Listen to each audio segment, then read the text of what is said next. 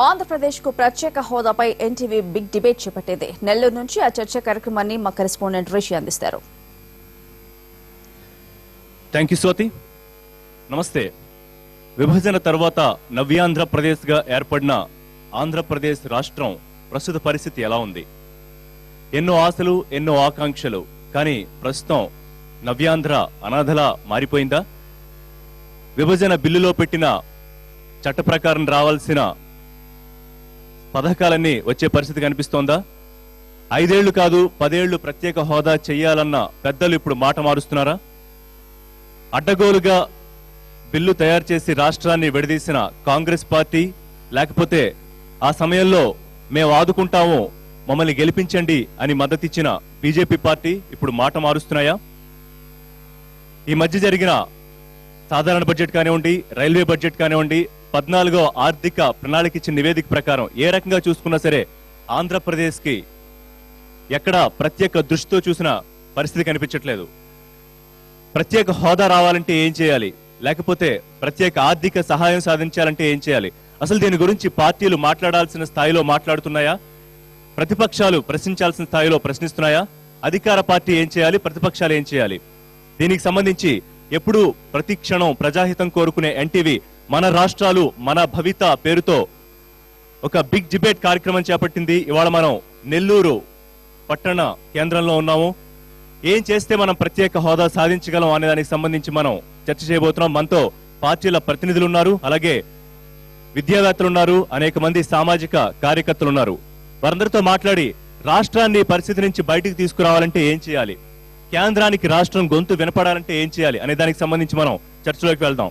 ఇవాళ big debate లో మనతో పార్టిసిపేట్ చేస్తున్నారు కిలివేటి సంజీవయ్య గారు, ఎమ్మెల్యే సూళ్లూరుపేట, వైసీపీ నాయకులు, అలాగే కోటమిరెడ్డి శ్రీనివాసులు రెడ్డి గారు, టీడీపీ నగర అధ్యక్షులు, అలాగే ఆనం రంగమయూర్ రెడ్డి గారు, కాంగ్రెస్ నాయకుడు, సురేందర్ రెడ్డి గారు బీజేపీ, రమేష్ గారు బీజేపీ జిల్లా అధ్యక్షులు, అలాగే రవీంద్రబాబు గారు గెజిటెడ్ ఉద్యోగుల జిల్లా అధ్యక్షులు.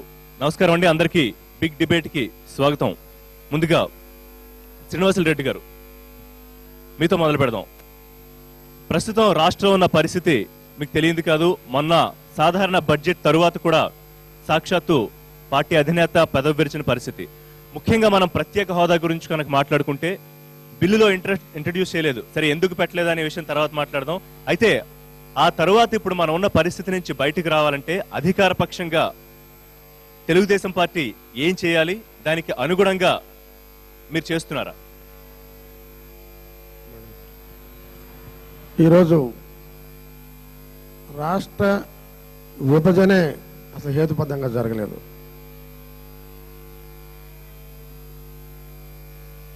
ఈరోజు అన్ని పత్రికలు చెప్పినట్టు, ఎన్టీవీ చెప్పినట్టు, అందరూ కూడా పెద్దలు, రాజ్యసభ సభ్యులు, పార్లమెంట్లో ఆ రోజు వెంకయ్యనాయుడు గారు, ఆయనని అభిమానించే వాళ్ళు నేను కూడా ఒకడిని. 10 సంవత్సరాలు దీనికి స్వయం ప్రతిపత్తి కావాలి, ప్రత్యేక హోదా ఇవ్వాలని మాట్లాడిన వాళ్ళు ఒక పెద్దలు ఆయన ఒకరు. అదే రకంగా అన్ని పార్టీలు కూడా ఆ రోజు ఘోషించాయి. మరి ఈరోజు మనం బడ్జెట్లో చూస్తే ప్రత్యేక హోదా సంగతి అటు పెడితే ఈరోజు ప్రత్యేక రాష్ట్ర రాజధానికి నిధులు కూడా కేటాయించిన సందర్భాలు లేవు. ప్రతి ఒక్క ఆంధ్రుడు 5 కోట్ల మంది ఈరోజు బాధపడే పరిస్థితి ఈరోజు ఉంది. ఎలా చేయాలి? అయితే సమర్థుడైనటువంటి ముఖ్యమంత్రి గారైతే దాన్ని ఎలా చేయాలో, దీన్ని ఎలా ఎదుర్కోవాలని ఇతర దేశాలకు వెళుతూ ఒక పెట్టుబడులు పెట్టే వాళ్ళని మన రాష్ట్రానికి తెచ్చి ఒక పారిశ్రామికంగా దీన్ని అభివృద్ధి చేయాలి, దాంట్లో వచ్చే ఫండ్స్తో ఈ రాష్ట్రాన్ని అభివృద్ధి చేసుకోవాలంటే తన వంతు ప్రయత్నం తను చేస్తున్నప్పటికీ ఈరోజు చూస్తే కేంద్రం పూర్తిగా ఈరోజు నిధులు రాకుండా చేసేశారు. మరి ఎందుకు చేశారైతే మాకు అర్థం కావట్లేదు. ఈరోజు ప్రతిపక్షాలు అందరూ కూడా, రాష్ట్రంలో అన్ని పార్టీలు కూడా ఒకటి కావాల్సిన సమయం. ఫలానా తెలుగుదేశమా, వైఎస్ఆర్సీపీయా, కాంగ్రెసా అనేది ఎవరు కూడా ఈరోజు మనం ఎవరు మనసులో పెట్టుకోకూడదు. రాష్ట్రంలో 5 కోట్ల మంది జనాభాని రక్షించుకోవాలి, ఈ ప్రాంతాన్ని మనం బతికించుకోవాలనే ఉద్దేశంతో అందరం కూడా కలవాలని చెప్పుకొని మనం చేస్తూ ఉన్నాం.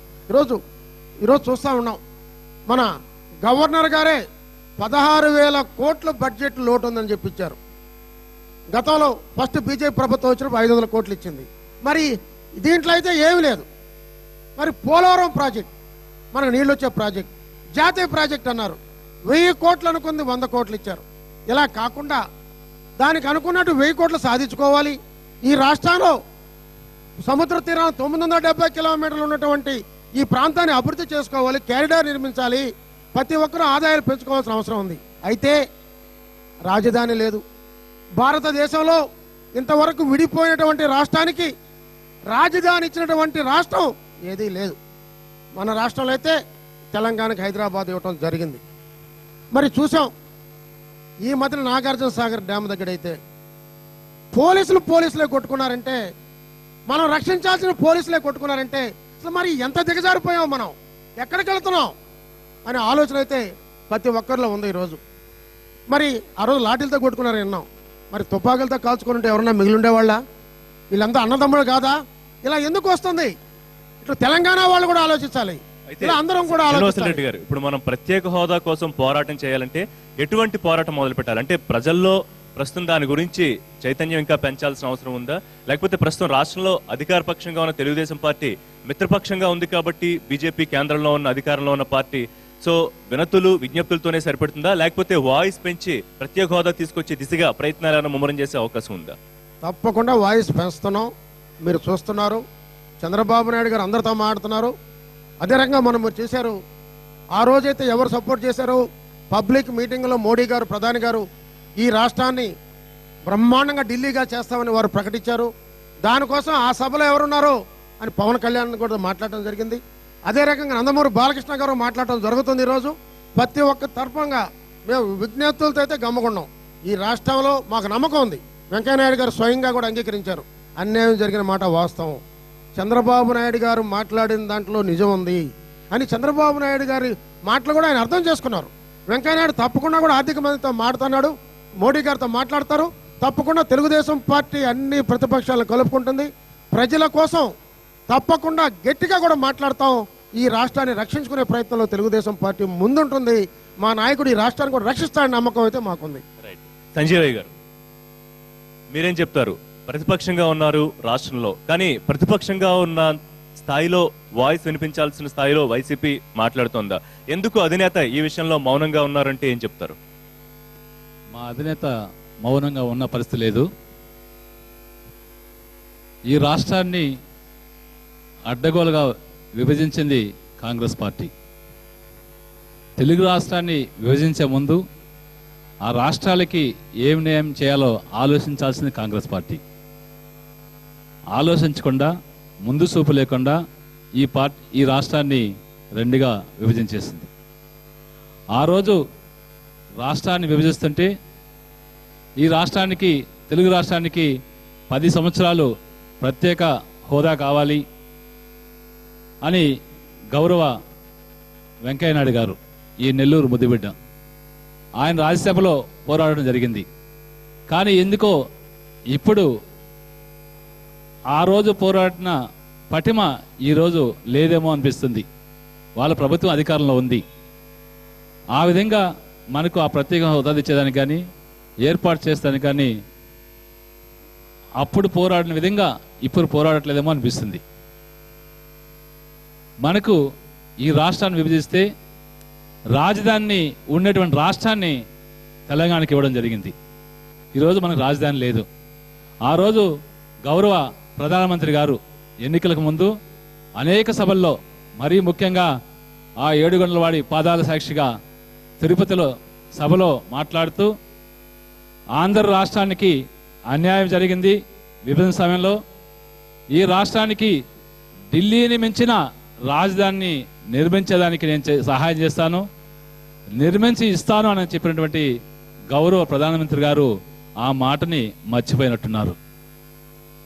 ఈరోజు నీటికి అల్లాడుతూ ఉన్నాం. పెద్దలు ఇప్పుడు శ్రీనివాసరావు గారు చెప్పారు, సాగర్ దగ్గర పోలీసులు మోహరించాం, ఆంధ్రాకి నీళ్లు తెచ్చుకోవాలంటే ఎంత ఇబ్బంది పడ్డామో మనకు తెలిసిన విషయమే. ఈరోజు మన పక్కనటువంటి ముత్తుకూరులో ఏపీ జెన్కో పవర్ ప్లాంట్ పెడితే ఆ పవర్ కూడా మాది అంటున్నారు తెలంగాణ వాళ్ళు. అది కూడా ఒక చర్చ ఉంది. నీటికి ఇబ్బంది పడుతున్నాము, పవర్కి ఇబ్బంది పడే పరిస్థితులు ఉన్నాయి.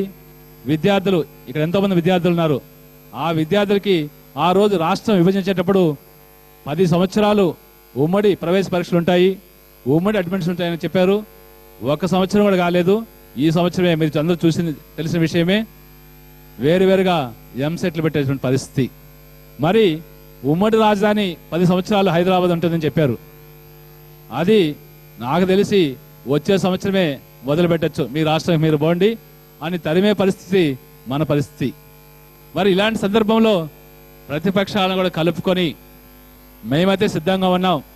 ఈ ఆంధ్ర రాష్ట్రం కొరకు, ఆంధ్ర రాష్ట్ర ప్రజల కొరకు మా నాయకుడు జగన్మోహన్ రెడ్డి గారు అన్ని వేళలా 24 గంటలు 365 రోజులు ఈ రాష్ట్ర ప్రజల యొక్క బాగోగుల గురించి, ఈ రాష్ట్రం యొక్క అభివృద్ధి గురించి ఆలోచించే ప్రత్యేకమైన ఆర్థిక సహాయం కానీ ఒక నిమిషం అనుకున్న స్థాయిలో వచ్చే పరిస్థితి కనిపిస్తోంది. ఇప్పుడు కేంద్రం పెద్దల మాటలను బట్టి చూస్తే అప్పట్లో మాట్లాడిన మాటలకి ఇప్పుడు చెప్తున్న మాటలకి పొంతన కనిపించట్లేదు.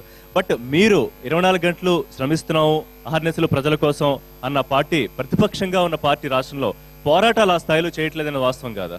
ఖచ్చితంగా అధికారంలో ఉన్న పార్టీ పోరాటాలు చేసి మమ్మల్ని కూడా కలుపుకొని పోతానంటే కేంద్రం మెడలు వంచి ఈ రాష్ట్రానికి కావాల్సిన నిధులు కానీ ప్రత్యేక హోదాను కానీ సాధించేదానికి మమ్మల్ని పోతానంటే మేము సిద్ధంగా ఉన్నాం. దానికి ఎప్పుడు కూడా ప్రజా సంక్షేమం కొరకు మా నాయకుడు సిద్ధంగానే ఉంటాడు. దానికి ఎలాంటి డోకా లేదు. మేము గౌరవ ముఖ్యమంత్రి గారు కూడా ఒక విజ్ఞప్తి చేస్తా ఉన్నాం. గౌరవ ముఖ్యమంత్రి గారు పవన్ కళ్యాణ్ గారిని తీసుకొని మోడీ గారి దగ్గర పోతున్నారు. అది ఒక్క పవన్ కళ్యాణ్ గారిని తీసుకోపోతే జరిగే పరిస్థితి కాదు. ఈ రాష్ట్ర ప్రజల యొక్క సంక్షేమ దృష్ట్యా ఈ రాష్ట్రంలో ఉన్నటువంటి అన్ని పార్టీలని అఖిల పక్షాన్ని ఏర్పాటు చేసి అఖిలపక్షం పై కేంద్రంతో మాట్లాడి తప్పితే ఈ రాష్ట్రానికి ప్రత్యేక హోదా గాని ప్రత్యేక ప్రతిపత్తి గాని వచ్చే పరిస్థితి లేదు. కాబట్టి అందరినీ పార్టీలను పక్కన పెడదాం. మనకు కావాల్సింది ఈ ఆంధ్ర రాష్ట్రం యొక్క అభివృద్ధి, ఆంధ్ర రాష్ట్ర ప్రజల యొక్క అభివృద్ధి. కాబట్టి అభివృద్ధిని దృష్టిలో పెట్టుకుని, ఆంధ్ర రాష్ట్రాన్ని దృష్టిలో పెట్టుకుని అఖిల పక్షాన్ని ఏర్పాటు చేసి అందరం కూడా గట్టిగా నిలబడి సమైక్యంగా మనము కేంద్రంతో పై ఒత్తిడి తెచ్చినప్పుడు ఆ విధంగా ఒత్తిడి ఉన్నప్పుడే కేంద్రం కూడా మనకు సహాయం చేసే పరిస్థితి. కాబట్టి 2 బడ్జెట్లో కూడా కేంద్రం మనకు ఎలాంటి నిధులు ఇవ్వలేదు. పెద్దలు చెప్పినట్టు మొన్న పోలవరంకి 100 కోట్లు ఇచ్చారు. ఈ రోజు అది కనీసం ఆడు చేసే లేబర్ చేసి కూడా ఆడు పనిచేసే ఉద్యోగులు కాదు. కాబట్టి కేంద్ర కేంద్ర అధికార